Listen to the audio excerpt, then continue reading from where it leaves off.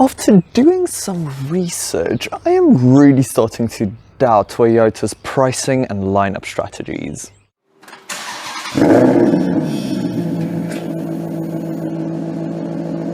Hi guys, Eric here and welcome back to my channel. Today we will be having a look at a 2021 Toyota Agya 1 litre automatic. This particular Agya is fitted with the optional audio pack, which includes a stereo unit and 2 speakers. Interesting though, this isn't a Toyota, it's a Daihatsu.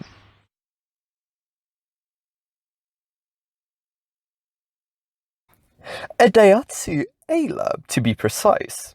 The Agya is an entry-level A-segment car that was designed for developing markets by Astra Daihatsu Motor in Indonesia. It is also known as the Toyota Wigo and Perugia Agya. The Agya was designed to appease the Indonesian government's plan for the low-cost green car program.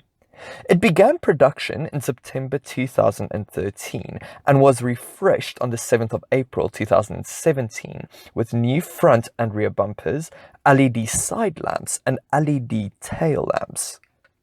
The car we have here is the 2020 Toyota Agya model, based on the Agya when it received its second facelift. Most of the changes were found on the outside, with new front and rear bumper designs and new rear light clusters.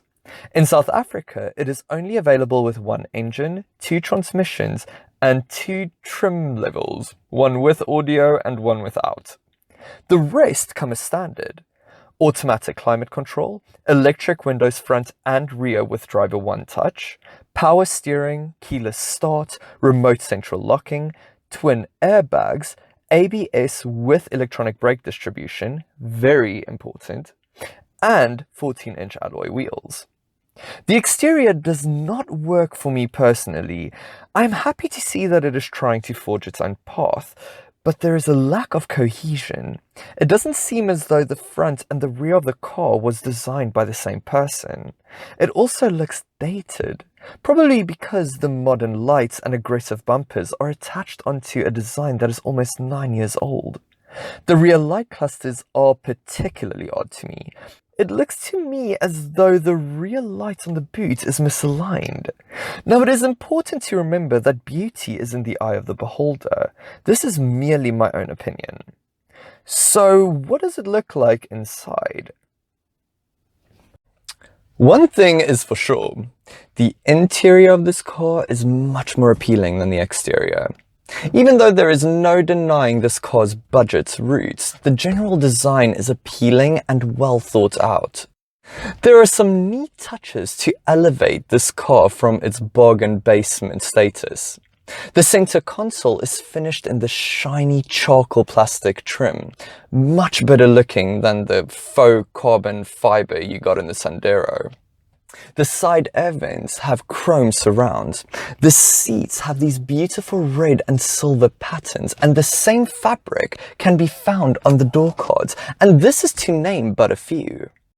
The front seat, even with the beautiful design, has me a bit concerned, mainly because its integrated headrest does not reach my head, so I'm a bit worried about whiplash.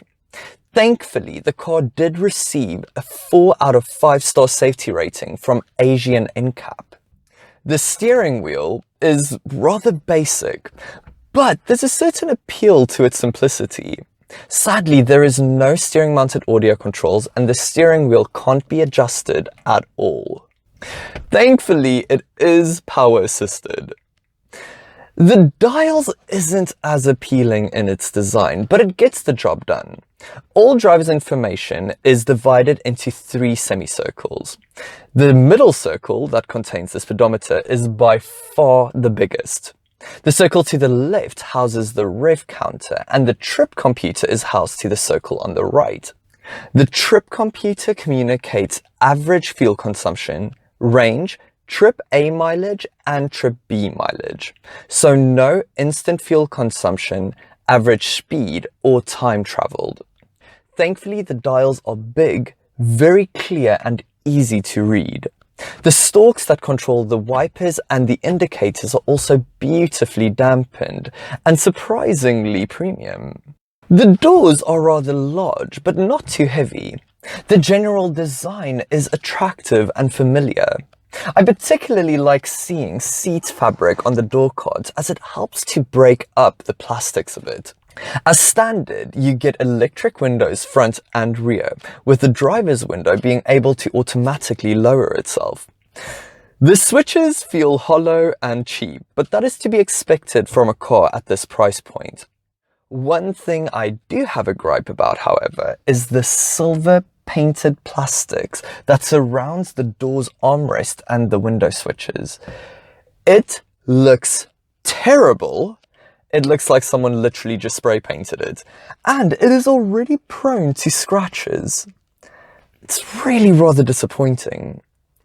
Also, even though I'm really happy that the door handles aren't made of the same painted plastics, the metal is a bit too shiny, and it looks a bit chintzy and out of place. Thankfully, these teardrop-shaped door pockets are suitably modern. Fit and finish is really good for a car in this price range. I wouldn't call it best in class, however. The center dash is a prime example of great attention to detail. I couldn't find any inconsistent panel gaps. Ergonomically, everything is exactly where you expect it to be, and I'm very happy to see the big hazard button in between the stereo unit and climate controls. The standard fit single zone automatic climate control panel looks incredibly upmarket and gives me the feeling that it belongs in a much more expensive car. The screen to it adding to the sense of opulence. The center air vents feel great to use and offer great resistance. The air vents to the side are circular and feel a bit more cheap in its operation, but it isn't terrible at all. One thing that is terrible, however, is the passenger airbag cover.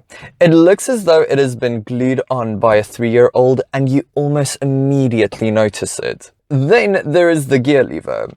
The automatic gear lever in the Agya looks like it belongs on a 1988 Toyota Conquest.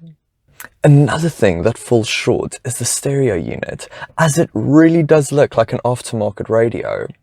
The font and the color doesn't really match the rest of the cabin. The LCD screen is also a bit too small, which means it's quite difficult to read while on the move. Thankfully, it is very well equipped. It comes as standard with auxiliary input, USB input, as well as Bluetooth audio. Also, the buttons are big, clear, and ergonomically very well thought out, especially considering you won't be able to control it via the steering wheel. The Agya is also on par with its rivals when it comes to storage solutions. You get a decent-sized glove box, medium-sized door pockets, 2 rather shallow front cup holders, a large open area underneath the climate controls, although whatever's in there will slide out immediately as you want to accelerate, and another deep cup holder behind the handbrake. I am shocked by the amount of knee room in the Agya. There is more room in this car than there is in my much bigger Chrysler 300C. Amazing. What isn't quite as great is the amount of headroom. At 179 centimeters, my hair is brushing up against the headliner, even though it is quite tall. I also find the seats rather hard. Thankfully, each passenger has 2 storage solutions. Behind every front seat there is a storage pocket, and you also have rather small door pockets that can fit a small bottle. Very good for such a small car. Boot space at 260 litres is again exactly what you would expect from a car this size. Sadly, the seats don't fold down in a 60-40 split, only in one piece, and it doesn't fold flat. There is also quite a big ridge to hinder through loading. There is also no tethering hooks, grocery hooks, or a 12-volt socket, but this is the same for all its rivals. One big negative, however, is that you can only open the boot via a small lever found next to the seat or a key that is hidden within the Toyota key. There are more practical boot opening solutions elsewhere. Well, I guess it depends on what your expectations are. To me, it performs rather well. It is by far at its best in and around town, however, because of these very nice, light controls. I am pleasantly surprised by the competence of this 4-speed automatic transmission. It is quick to respond, but doesn't hunt for gears unnecessarily. The turning circle is also very tight, even if you have to turn the wheel a bit more from lock to lock. The suspension is really well dampened, if it is a bit on the firm side.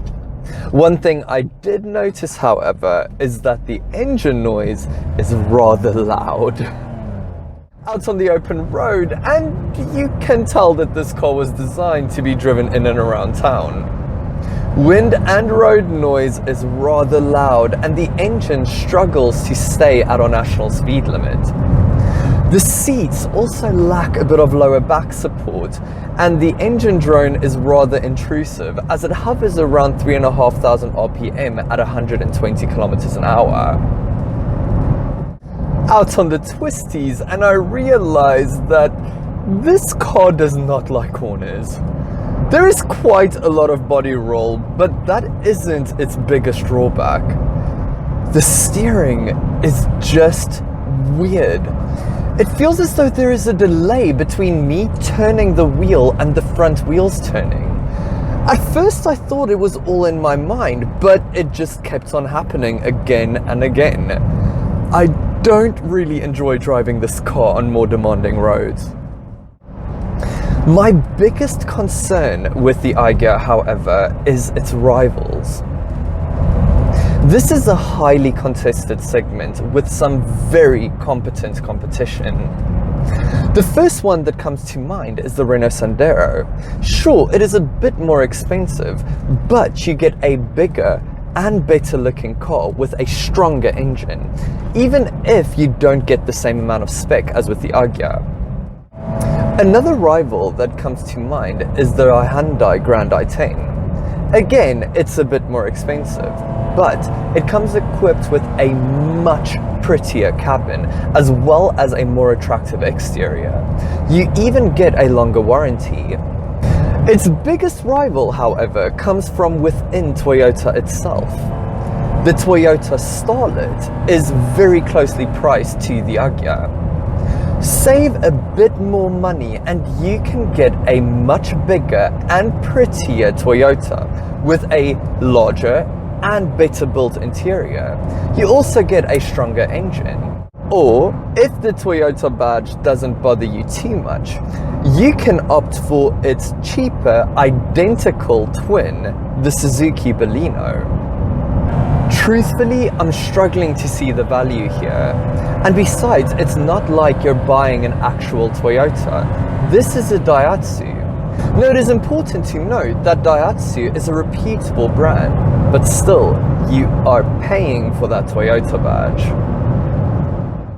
Personally, I wouldn't opt for the Agya. I would do one of two things instead. Either I would save a couple of more months and go for a Toyota Starlet or Suzuki Baleno, or I would peruse the used market and search for something that is bigger, faster and safer with just a bit of warranty left. It must be said though, the Agya is not a bad car. The owner of this particular one says she's very happy with it and she loves its looks. I just think that there is more value elsewhere, and ultimately that is what this channel is all about. Thank you so much for watching another one of my reviews. If you enjoyed this review, please give this video a thumbs up. And if you haven't already, be sure to subscribe to my channel for more great content. I have loads more lined up for you guys. If you're interested in a bit of behind the scenes footage, as well as a peek into my personal life, you can follow my Instagram, Twitter, and Facebook pages. Links in the description box below. Hope you guys have a fantastic day. Until next time, bye.